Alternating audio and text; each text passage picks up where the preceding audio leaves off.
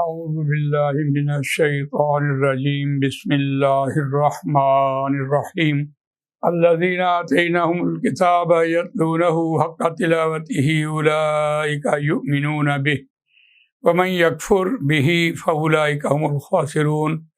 صدق اللہ العظیم۔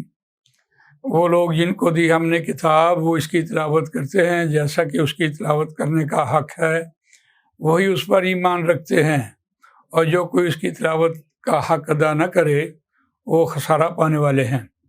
دوستو اور بزرگوں، آج عربی گرامر کے حوالے سے ہمارا عنوان ہے فعل ماضی کی اقسام۔ فعل ماضی کی 7 اقسام ہیں۔ یہ اصولی طور پر تو ماضی کی اقسام ایسے ہیں جیسے ہمارے ٹینسز ہیں کہ پاسٹ میں کیا ہوا اور پریزنٹ میں کیا ہو رہا ہے اور مستقبل میں فیوچر میں کیا ہوگا۔ بالکل اسی طرح عربی میں بھی، قرآن مجید میں بھی یہ پاسٹ اور پریزنٹ اور فیوچر کے بارے میں بات ہوتی ہے، لیکن بڑی دلچسپ بات ہے کہ اس کی جو اہمیت ہے وہ قرآن مجید میں ایک نئے انداز سے ہے۔ بہرحال دیکھیے، ماضی مطلق، ماضی قریب، ماضی بعید، ماضی استمراری، ماضی شرطیہ، ماضی شکیہ اور ماضی تمنائی، یہ 7 اقسام ہیں۔ جب ہم ماضی بات کر رہے ہیں تو فعل ماضی کوئی بھی جو ماضی کا صیغہ ہے ثلاثی مجرد میں فعل، ماضی واحد مذکر غائب، وہ ماضی ہے۔ ہم اسے کہتے ہیں کہ یہ ماضی مطلق ہے۔ مثال کے طور پر ناصرہ، ماضی واحد مذکر غائب، اس ایک مرد نے مدد کی، بات کی، ماضی کی بات ہے، تو وہ تو آپ کے سامنے آ گئی ہے بات لکھی ہوئی۔ لیکن جہاں ماضی قریب کی بات ہے وہاں ماضی کے صیغے کے ساتھ قد کا اضافہ ہوتا ہے۔ ماضی کی گردان آپ کے سامنے لکھی ہوئی ہے، فعل، فعلا، فعلو، فعلت، فعلتا، فعلنا، فعلتا، فعلتما، فعلتم، فعلتی، فعلتما، فعلتنا، فعلتو، فعلنا، فعلنا۔ تو ماضی کی گردان میں دیکھیں، فعل، فعلا، فعلو، فعلت، فعلتا، فعلنا، فعلتا، فعلتما، فعلتم، فعلتی، فعلتما، فعلتنا، فعلتو، فعلنا، فعلنا۔ یہ فرسٹ پرسن، سیکنڈ پرسن اور تھرڈ پرسن۔ جب اس کے شروع میں قد لگ جاتا ہے تو یہ چکے کا معنی دے رہا ہوتا ہے، تحقیق یہ کام ہو چکا، یعنی اس کو ہم کہتے ہیں کہ ریسنٹلی کمپلیٹ۔ قد ناصرہ، قد جو ہے وہ ہر صیغے کے ساتھ آ جائے گا، قد ناصرہ، قد ناصرہ، قد ناصرو، قد ناصرت، قد ناصرتا، قد نصرنا۔ جب ہم اس کی قرآن مجید سے مثالیں دیکھتے ہیں، وَلَقَدْ نَصَرَكُمُ اللَّهُ بِبَدْرٍ وَأَنْتُمْ أَذِلَّةٌ، اور البتہ تحقیق نصرکم اللہ، اللہ مدد کر چکا تمہاری بدر کے مقام میں اور تم کمزور تھے۔ اب دیکھیے، جس موقع پر بھی یہ بات ہوئی ہے، یعنی غزوہ احد پر اس کا تبصرہ تھا اور حوالہ دیا گیا ہے غزوہ بدر کا کہ اس وقت تم انتہائی کمزور تھے، تاکہ صحابہ کرام کی نظر کے سامنے ایک کام مکمل ہو چکا تھا۔ اس لیے ریسنٹلی کمپلیٹ کی بات ہے کہ کوئی شخص یہ ڈینائی نہیں کر سکتا کہ یہ بات بہت پہلے کی ہے جو میں بھول چکا ہوں، یا ابھی آنے والی ہے، یا کمپلیٹ نہیں ہوئی۔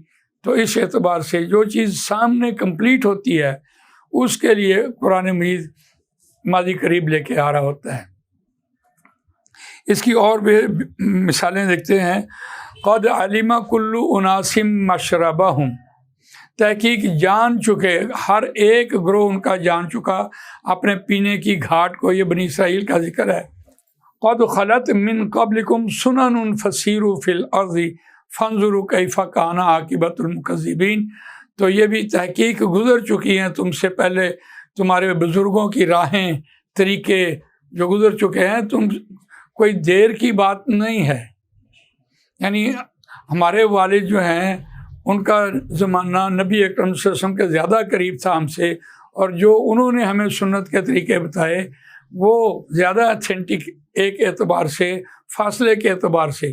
تو ہمیں یہ بات یہاں بتائی جا رہی تھی، وَلَقَدْ نَعْلَمُ أَنَّهُمْ يَقُولُونَ، اور البتہ تحقیق ہم جان چکے ہیں اے نبی اکرم صلی اللہ علیہ وسلم جو یہ مشرکین مکہ کہتے ہیں۔ اب جو مشرکین مکہ نبی اکرم صلی اللہ علیہ وسلم کا ہوٹنگ کر رہے تھے، اللہ نے یہ کہی کہ یہ بات ہم جان چکے ہیں، آپ اس پہ فکر نہ کریں۔ تو ماضی قریب کی قرآن مجید سے ہم نے مثالیں دیکھی ہیں، اس سے بات صاف ظاہر ہوتی ہے۔ وَلَقَدْ آتَيْنَا مُوسَى الْكِتَابَ وَقَفَّيْنَا مِن بَعْدِهِ بِالرُّسُلِ، تحقیق آ چکے تمہارے پاس بہت سے رسول یکے بعد دیگرے۔ تو کوئی آدمی یا جو پہلے قومیں تھیں مشرکین مکہ کے سامنے، جو قومیں ان کو عذاب آیا ہے، وہ ڈینائی کیسے کر سکتے تھے؟ تو اس اعتبار سے دیکھیے۔ دوسرا ہے ماضی بعید۔ ماضی بعید ہوتا ہے کہ بہت دور پہلے کی بات ہوئی ہو تو وہ ماضی بعید کہلاتا ہے۔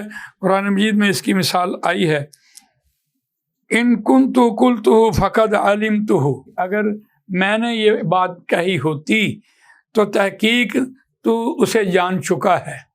یعنی یہ حضرت عیسیٰ علیہ السلام سے جب اللہ تعالیٰ پوچھیں گے کہ اے عیسیٰ کیا تم یہ کہہ کے آئے تھے کہ میں اللہ کا بیٹا ہوں، تو حضرت عیسیٰ علیہ السلام اس وقت اللہ کے سامنے یہ کہیں گے کہ اگر میں نے یہ بات کہی ہوتی تو البتہ تحقیق تو اس کو جان چکا ہے۔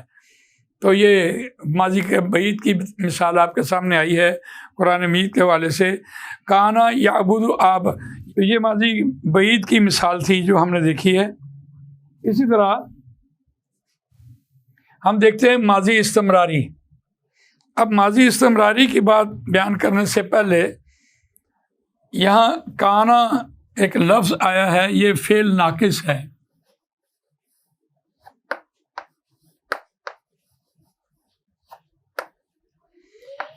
فعل ناقص وہ ہوتا ہے جو اسم میں بھی استعمال ہو جائے اور فعل میں بھی استعمال ہو جائے،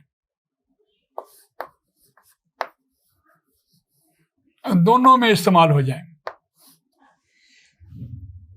اور اس سے جملہ اسمیہ میں بھی اعرابی اور معنوی تبدیلی بھی آتی ہے، اور فعل میں بھی اس کی ماضی کی گردان بھی بنتی ہے اور مضارع کی گردان بھی بنتی ہے۔ تو دیکھیے ماضی کی گردان میں اگر ہم فٹ کریں کانا، کانا، کانو، کانت، کانتا، کننا، کنتا، کنتما، کنتم، کنتی، کنتما، کنتنا، کنتو، کننا، کننا، جب ہم اس کو اسم میں استعمال کر رہے ہوتے ہیں تو اس سے معنوی تبدیلی اور اعرابی تبدیلی پیدا ہوتی ہے۔ وَكَانَ اللَّهُ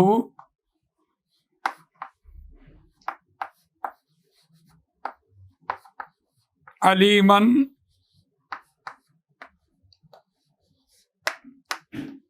خبیرہ۔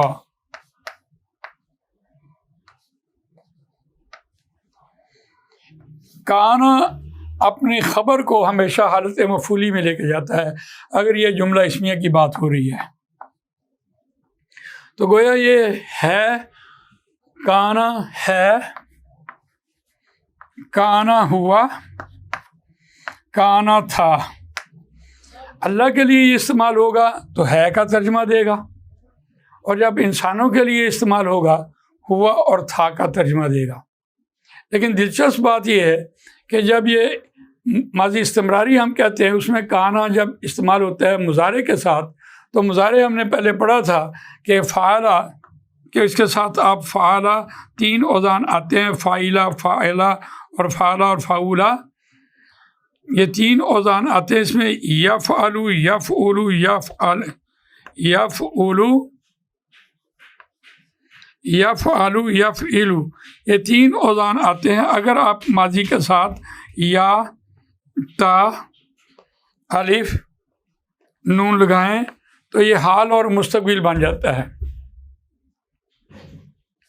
یہاں ہم دیکھتے ہیں کہ ماضی کی گردان تو کانا سے بن جائے گی اور اس کا استعمال بھی ہوگا، لیکن مضارع کی گردان بھی بنتی ہے۔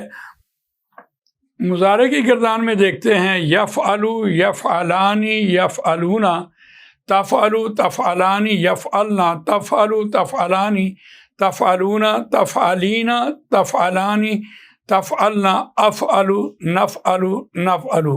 گویا مضارع کی گردان میں یہ جو یا ہے یہ غائب کے لیے آتا ہے، تا حاضر کے لیے آتا ہے، الف اور نون واحد متکلم اور جمع متکلم کے لیے آتے ہیں۔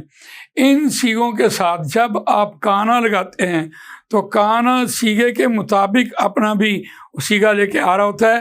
جیسے ہم کہتے ہیں کانا ینصرو، وہ مدد کرتا تھا، یعنی کانا کے حوالے سے تھا، اور ینصرو کرتا، تا الف تا جو ہے وہ حال بتا رہا ہے۔ اس کا مطلب ہے کہ پچھلے دور میں جو بھی بات چلی، یعنی حضرت نوح علیہ السلام کی قوم دیکھیں، حضرت ہود کی قوم دیکھیں، حضرت صالح کی قوم دیکھیں، حضرت شعیب کی قوم دیکھیں، حضرت لوط کی علیہ السلام کی قومیں دیکھیں، ان میں جو برائیاں تھیں وہ تاحال آخر انسان تک چلتی رہیں گی، یوں سمجھ لیں، یعنی تاحال چل رہی ہیں اس اعتبار سے، اور ان میں جو اچھائیاں تھیں وہ بھی تاحال چل رہی ہیں۔ تو اس اعتبار سے قرآن مجید جب بھی لے کے آ رہا ہوتا ہے ماضی استمراری، اس کے ساتھ کانا کے ساتھ مضارع لے کے آ رہا ہوتا ہے۔ اور ہم دیکھتے ہیں قرآن مجید سے اس کی مثالیں، کانا کے ساتھ اس کی مثالیں آ رہی ہوتی ہیں۔ کانو یکفرون بآیات اللہ، وہ انکار کرتے تھے اللہ کی آیات کا۔ اسی طرح ہم دیکھتے ہیں لو کانو یعلمون ولو انہم آمنوا واتقوا لمثوبۃ من عند اللہ لو کانو یعلمون، کاش کہ وہ جانتے ہوتے۔ تو یہ دیکھیے قرآن مجید میں جہاں بھی یہ مثالیں آئی ہیں وہ شو کر رہی ہوتی ہیں کہ یہ ماضی استمراری ہے۔ کانا یاکلانی، کانا یاکلان الطعامی، وہ دونوں کھاتے تھے۔ کانا یعبدو، وہ عبادت کرتے تھے، آباؤنا، ان کے آباء و اجداد۔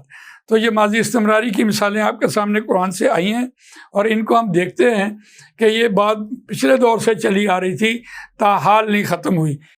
اللہ تعالیٰ مجھے آپ کو قرآن مجید پڑھنے، سمجھنے، اس پر عمل کرنے، اس کو دوسروں تک پہنچانے کی توفیق عنایت فرمائے۔ سبحانک اللہم و بحمدک، نشہد ان لا الہ الا انت، نستغفرک و نتوب الیک۔ جزاک اللہ خیر۔